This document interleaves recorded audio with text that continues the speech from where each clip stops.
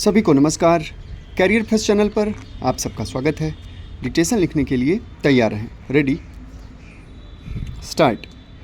उपाध्यक्ष महोदय, मुझे बहुत प्रसन्नता है कि गंगा नहर शताब्दी महोत्सव के उद्घाटन के लिए मैं यहाँ आ सका।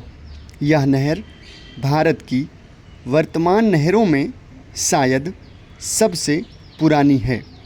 इस नहर से इस क्षेत्र के लोगों को जो अनेक लाभ पहुँचे हैं और अनाज तथा बिजली के उत्पादन से यहाँ जिस संपन्नता के युग का आरंभ हुआ है, उसके कारण नदियों की उपयोगिता में जनसाधारण का परंपरागत विश्वास और भी दृढ़ हुआ है।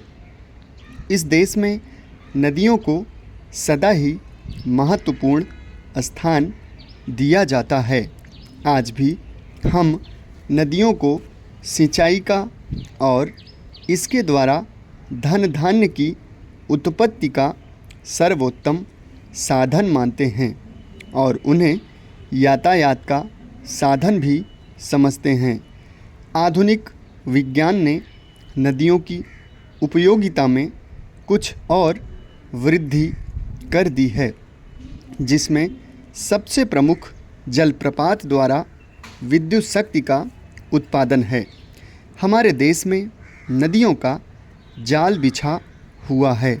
मैं समझता हूँ कि सिंचाई की दृष्टि से संसार में भारत का स्थान दूसरा है।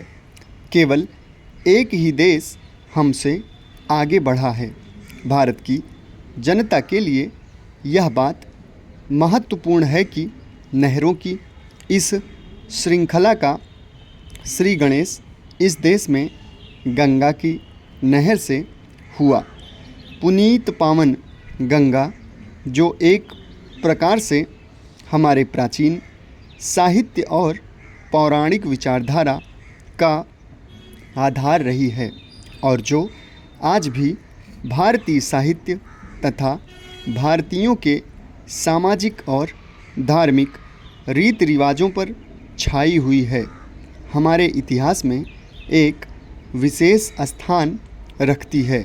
अब से हजारों वर्ष पूर्व भी यहाँ के लोग गंगा को पावनता का स्रोत और वरदान दात्री मानते थे।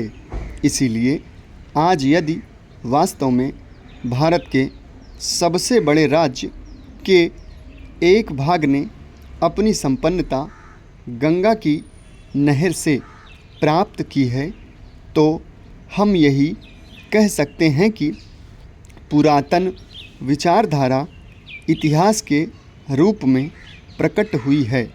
यह तथ्य चाहे एक संयोग मात्र ही हो, किंतु हम सब के लिए निश्चय ही इसका महत्व है। संभव है कुछ लोग सोचें कि 100 वर्ष पुरानी किसी घटना को इस प्रकार सामने लाकर उत्सव के रूप में मनाने का क्या अभिप्राय है। ऐसी शंका का आधार मानव स्वभाव से अनभिज्ञ और प्रेरणा के एक महत्वपूर्ण स्रोत को ग्रहण न करने की इच्छा ही हो सकती है। बीती बातों पर विवेकपूर्ण विचार का अपना ही महत्व है। इसके द्वारा ही क्रमागत उन्नति संभव है। इसीलिए अतीत की सफलताओं को भावी प्रगति की नींव माना जाता है।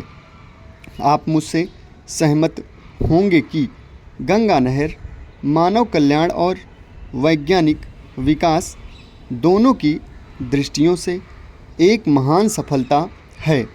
आज जबकि हम इस सफलता की शताब्दी मना रहे हैं, तो अनिवार्य रूप से हमें इससे स्फूर्ति और प्रेरणा मिलती है। इस अवसर पर हमें उन इंजीनियरों के प्रति भी आभार प्रकट करना चाहिए, जिनके परिश्रम और सतत प्रयास के कारण ही यह योजना फलीभूत हो सकी। आज हमें कर्नल कोटले और उनके साथी विदेशी महानुभावों का स्मरण होता है, जिन्होंने निजी प्रयत्नों से इस कठिन कार्य को संपन्न किया। समाप्त। धन्यवाद।